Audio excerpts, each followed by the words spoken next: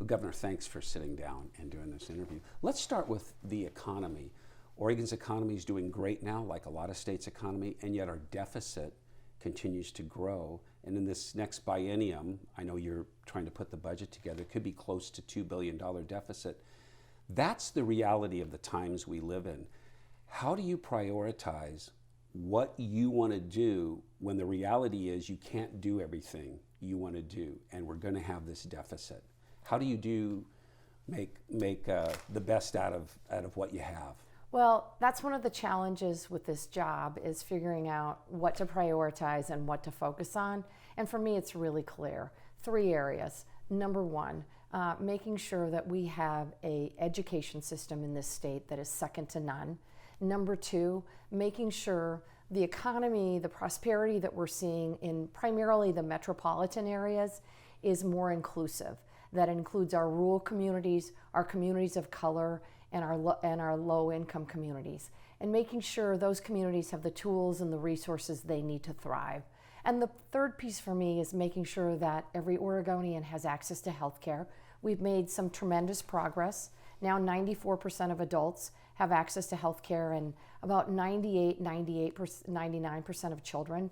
I want to make sure that we have 99% adults covered and 100% of our children. And even though health care is a real expensive part of this and helps drive up that deficit, it's that important to you? Absolutely. So the deficit for the Oregon Health Plan is roughly $830 million. That's primarily a result of loss of federal dollars and one-time federal dollars. I think it's absolutely instrumental, and Oregonians agree. We just had a ballot measure 101, that Oregonians across the state in communities like Curry County and in Hood River and in Bend all said, we think it's important for struggling families to have access to health care. And if you think about it, it's really instrumental to ensuring that people have healthy and productive lives. And I'll just share a story. I was down visiting with the doctors in Klamath Falls, and one of the doctors said to me, I had a patient who kept coming into the emergency room on a very regular basis to get her health care. She was available. She got on the Oregon Health Plan, the expanded population. She now has access to health care, primary preventative care that meets her health care needs, and she's able to get a job. That's what we want for our families across the state. And that's a priority for you? Absolutely. We will fund that, maybe sacrifice somewhere else if we have to. Well, I think it's absolutely critical, and Oregonians agree. The ballot measure 101 vote was solid, and I think they understand, as I understand, that it's important for people being successful and getting a good paying job, but it's an economic driver in and of itself. And I was in Burns several months ago and met with the hospital community there. Prior to the Oregon Health Plan expanding, the Affordable Care Act, they had 2 physicians at the Burns Hospital. Now they have 4. That's a tremendous economic asset to the community, and the numbers bear this out. We took numbers to our congressional delegation when the folks were discussing repealing the Affordable Care Act. The ACA created over 23,000 jobs in Oregon.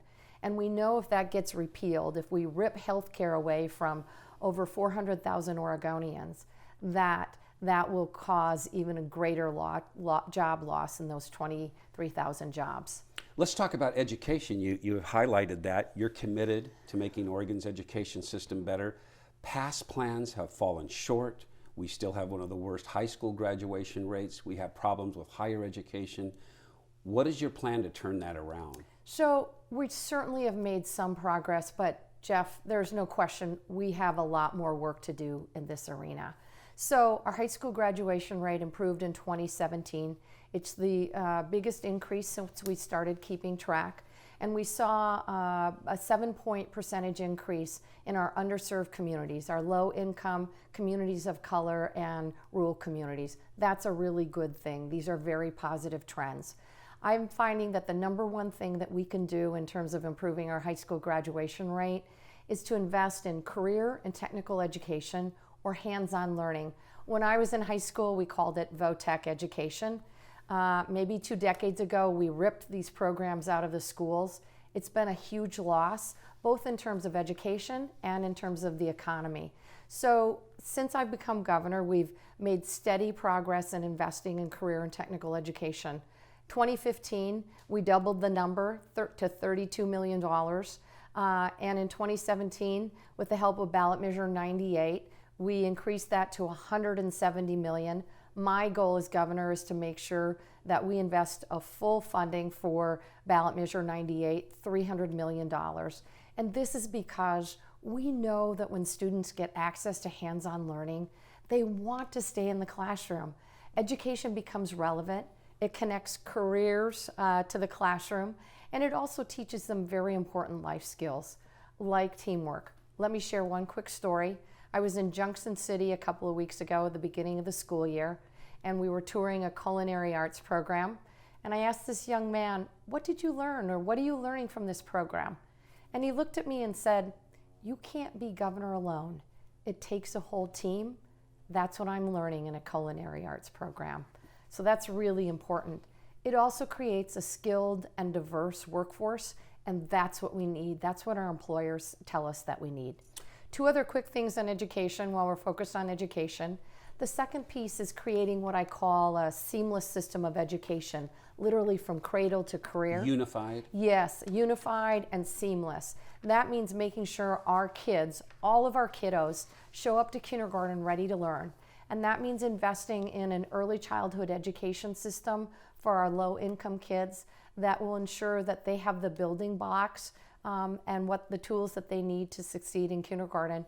We're aligned, we're working with the superintendents, with community groups across the state, and with the business community. The third piece, and this is also really important because we need to make sure that our teachers, our educators, have the tools and the resource they need to be successful in the classroom. One of the most important things, right, is a qualified, skilled teacher. And I bet you remember the name of your favorite teacher. Most people do. Giving them the tools, but also making sure that we have an educator workforce pipeline that reflects the diversity of our communities, essentially building our own. Oh, let's move on to an issue that I can never remember being an issue in a statewide campaign, but especially a governor's race: homelessness. Mm-hmm. For the first time, homelessness is front and center as a campaign issue. So it's really a reflection of our times now. What are your plans to help end the homeless crisis? And more importantly, how do you fund that? This is a really important question, and I think it is so critically important that every single Oregonian have access to a safe, warm, dry, and affordable place they can call home. That's why in my tenure as governor, we've invested over $300 million in affordable housing, homelessness prevention, and providing rental assistance for families that are struggling. That looks like 35 units in 2016, 4,000 units in 17, and now 7,800 units in the pipeline. We're really focusing these units where they're needed the most. As we move forward, we're looking at a $370 million package, and we have got to get our children and families off the streets. Oregon Public Schools says about 22,000, 23,000 kids in our schools are housing insecure, and so we need to make sure that we provide these families with the housing that they can afford so our children can stay in school, they can do their homework at night, and they can have a dry, safe place to call home. Some of the cities that have and localities that have had some success in solving the homeless problem is they brought everything together centralized, almost like what you're doing with the centralized hotline for child abuse, but they've centralized those because you have agencies that are fighting for federal dollars, taking care of the homeless, so sometimes they're not talking to each other because they want to make sure they get their federal dollars.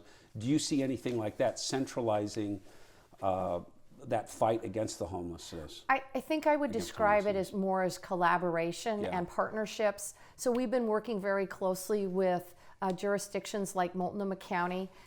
This winter when they needed resources for shelter care, they came to me and said, we need more financial assistance. I said, it can't just be for Multnomah County, it has to be for communities across the state. So we invested $5 million in shelter care. That's a partnership. the communities at the local level providing those services. Our federal partners are key, and that's one of the reasons why we're in crisis right now, is that our federal government is literally pulling the rug out from low families in affordable housing. So the state really needs to step up. Between 2000 and 2015, we underbuilt about 155,000 homes. So that's a lot of homes to build in a very short period of time. So that's why it's key that we partner not just with local government, but the nonprofit sector as well, and of course with our faith communities. They're absolutely instrumental in helping us solve this problem. Not one person can do this alone. It's going to take collaboration and consensus. And part of the problem I know locally in Multnomah County is we've done the same thing over and over. Sometimes they're reluctant to try new ideas from other places that are working. Do you want to spur local governments to look for those new innovative ideas? Absolutely. I think by replicating best practices, by looking at other creative, innovative solutions, we can tackle this problem. Where Multnomah County has done a great job, Lane County as well, is to really tackle veterans' homelessness. The state is also stepping up to the plate.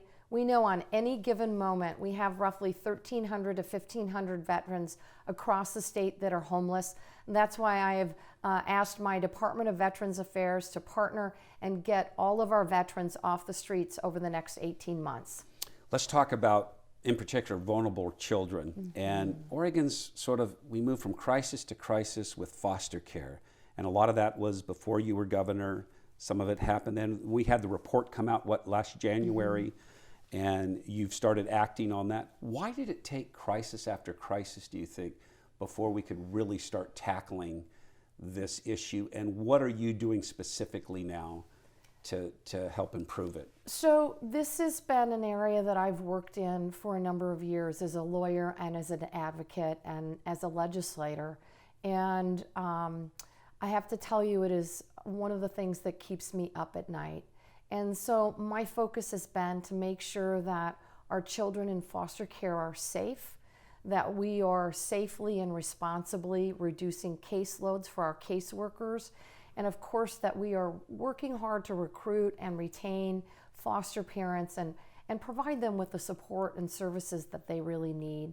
I think one of the challenges is that this is a system that has been underfunded. You might recall during the session 08 to 2012, we cut funding for Department of Human Services and cut caseworkers. So we have a couple of challenges. One, we have about 1.5 times the national average of children in our system, and our caseworkers have too many families on their caseloads. So my goal as governor is to work with my team and really tackle what I call the root causes of why we have so many children coming into foster care. And there are a couple of key issues. Number one, substance and alcohol abuse.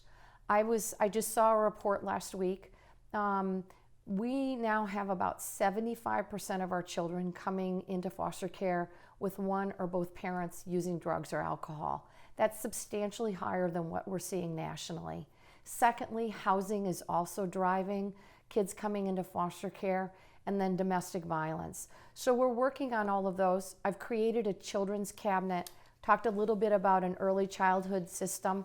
We really wanted to create a seamless system of early childhood care so that when babies are born, when families have new babies, that we provide them with the support and services they need to be successful, making sure they have access to health care. That's why the work we did to pass Cover All Kids, making sure every child in the state has access to care, making sure we have affordable and accessible daycare, and making sure that our children show up to kindergarten ready to learn. When do you think the timetable is starting to turn the foster care system around? Where are you hoping to start to see big improvements? We're hearing that there is a beginning change in the culture in the system. I think that's a beginning start. I think it comes because we've been able to hire additional caseworkers and assistants so folks don't feel overwhelmed in the system.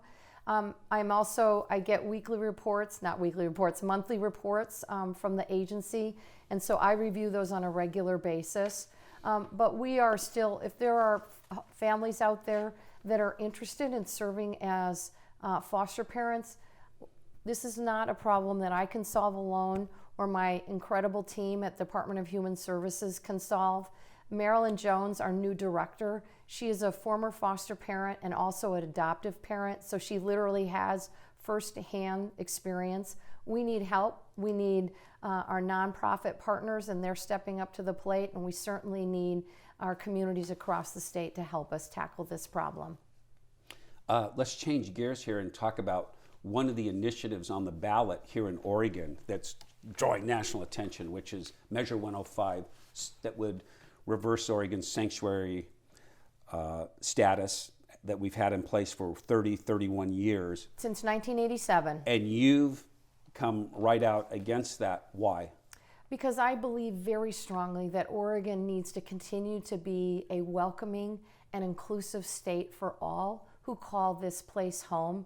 I believe very strongly that our communities need to be safe and that we need to reduce incidents of racial profiling, not increase it. So I think it's so important that Oregonians vote no on ballot measure 105 and continue to work to maintain the spirit of Oregon that we know and love. Okay. Here's just some specific questions, Kate. So, you'll always, well, let me start by saying this. We have the two Oregons. A lot of people say, listen, as Multnomah County, the Tri-County area, the urban county votes, so goes the state when it comes to electing people. And sometimes Central, Eastern Oregon, Southern Oregon, they feel their voice isn't being heard.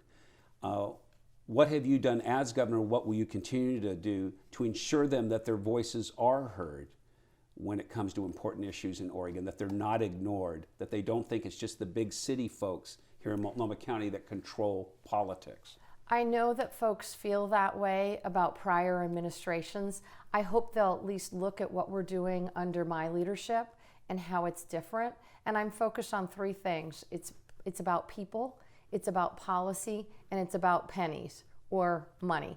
So let me talk about people. I've brought people into my administration that grew up in rural Oregon. I think it's critically important to have those voices at the table. My chief operating officer grew up in Pendleton, and we have our regional solutions team that is on the ground in regions across the state. One of my directors, my Eastern Oregon director, grew up in Baker City. And so those voices are instrumental, but it can't just be staff. It has to be the people that serve on our boards and commissions. So I've reached out to folks that I know in places like Enterprise and in Adel in Klamath Falls and Astoria to ask for people that want to serve on our boards and commissions, because these often set policy for the state, and it's so important that we have those rural voices at the table. Second, it's in terms of policy. And I've really focused in terms of rural Oregon on the economy, because I want our entire state to be a place where everyone can thrive.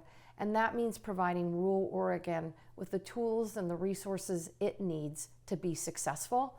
I think it's better coming from those communities than me telling, Pendleton or Ontario what it needs. And so I've been on the ground and listened and provided those tools to communities. So let me give you one example. It's around infrastructure. After the horrible snowstorms of 2017, the community of Ontario was devastated. Their onion sheds were torn apart. I went and visited, talked with people on the ground. They said, we need a transloader facility to essentially get our onions, and believe me, there are millions of pounds of onions that go out of Ontario on a daily basis, more rapidly to market. So that was a priority for me as we funded the transportation package. I was in Pendleton, actually I was in Pendleton last weekend, but I've been there a lot. Housing is a huge issue in communities like Hermiston and Pendleton and Ontario and Nissa. How can we ensure that our dollars in affordable housing are going to rural Oregon? We're building 150 units right now in Hermiston, in Milton Freewater. That's critically important if we want people to not just work in a particular community, but live, shop, and play and go to school in those communities is housing. The third piece for me is water, and obviously our water infrastructure is absolutely instrumental to growing a thriving economy in rural Oregon. So we've invested over $80 million and look to invest more. And lastly, it's broadband access. So I've been fighting to make sure that communities around the state have access to the internet, because that will literally help bridge the urban-rural divide. And this, maybe you sort of answered this with this, but I was going to ask you, for people who don't know, what is your management style and who are the kind of people you surround yourself with? Because any leader, whether it's a governor or president or whoever, is only as good as those people around them, really. You are absolutely right. We are only as good as our team, and I've tried to put together a top-notch diverse team with voices reflecting a number of communities. And I would think folks would say my management style is I'm a consensus builder, I'm a collaborator. But you can be tough. You took some heat. You Yes, took some I can. heat for firing some people or removing Yes. some people Yes. from some key Yes. offices. I think it's really important to set very clear expectations and hold your leaders to those expectations. And if they don't meet them, it's time to move on. And so I've had to make some difficult decisions. And these are always hard, but I think they're always important. Okay, we only got two more, Christian, if you're keeping score out there. That's it. This I thought was kind of fascinating, because in your early career, when you were a representative at Senator, at time you were in the minority party in Salem, and when the Republicans controlled it. How do you feel about bipartisanship? What do you do as governor to reach out to those Republicans in Salem and mend fences at times, or to join in at times? I mean, does that give you a perspective because you were once in the minority party? Yes, and I remember exactly what it feels like. I was in the minority for 14 years out of 17 years. And the priorities that I came to the legislature for, I couldn't get hearings on my bills. So I know what that feels like. And so for me, it's so important to reach out to folks in the Republican Party and bring them in. Just to give you an example, the Children's Cabinet, our work to build an early system of childhood care. Representative Dwayne Stark from Grants Pass is on that cabinet, and Senator Elizabeth Steiner Hayward from Portland. So I think it's important, as we're developing policy, to have people with diverse perspectives at the table, and that includes Republicans. I think that's really important. I also reach out regularly to the Republican leaders, Senator Winters and Representative McClain, and I'm smiling because Senator Ferrioli and I were good friends, even though we clashed a lot. And Senator Ferrioli, when Dan and I got married in Wallowa County, Oregon, Senator Ferrioli was the only legislator who attended. And because he knew that driving 5 hours was not a big deal for him, and he knew how fun these weddings are, and we had a great time. So I think it's about relationships. I think it's about policy and making sure voices are being heard. And I think it's just also about making sure that you listen to folks and make their priorities your priorities. Just two more questions and we'll be done. So you'll always have that asterisk by your name because you, under state law, you were appointed governor when John Kitzhaber stepped down. Then you're elected to finish out that term. Had that not happened, had fate not stepped in like that, was this part of your career path? Was there at some point you decided you were going to run for governor, or how did that all work out? Who knows? Yeah. Certainly I had watched, I'd been in rooms, I'd been a caucus leader for a number of years, and I'd watched both Governors Kulongoski and Kitzhaber negotiate. I thought, I can do this too. But I think for me, getting that call that Governor Kitzhaber was stepping down and that I was going to be sworn in was really a wake-up call. Did you look at yourself? I got the impression, much like I guess President Ford coming for Nixon, did you see a role as a healer at some point? Oh, absolutely. A healer and a bridge builder, figuring out how we, I would call it a steady hand on the helm of state government as we move forward. As you know, we were in the middle of a legislative session. I had to take his agenda and figure out where we were going to focus: early childhood education, improved high school graduation rates, water for our rural communities, and housing. I had to take those priorities and really focus if I wanted to get anything done, and I think we did an amazing job doing that. There was some healing. We made sure that we had a number of legislators over to the House at a regular basis. I obviously knew a number of the legislators, but not all of them, because some of them were new. So it was getting to know one another and how we were going to work together. I felt a level of comfort with Senator Ferrioli and Representative McClain because I knew them. But certainly it was a lesson in how do we move the state forward? How do we go beyond the divisiveness that had just happened and the chaos? And so I think for me, there were a couple of important pieces. Number one, to work to rebuild Oregonians' faith in their state government.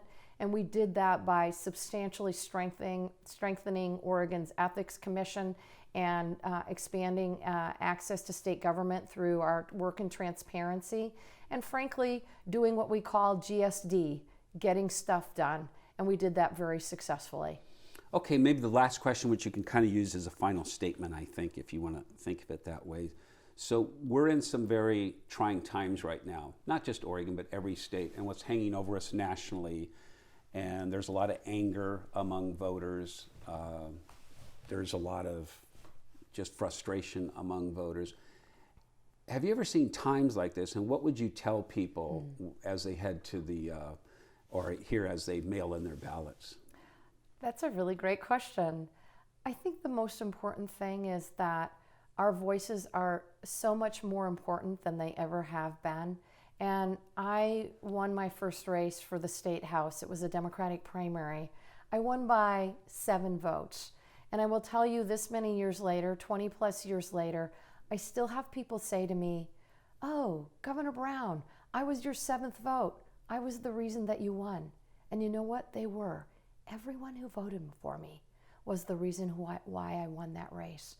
And so I am a firm believer in your vote is your voice, and every single voice matters. So now is the time to make sure your voice is heard through the ballot box, through writing letters to the editor, and of course by speaking out.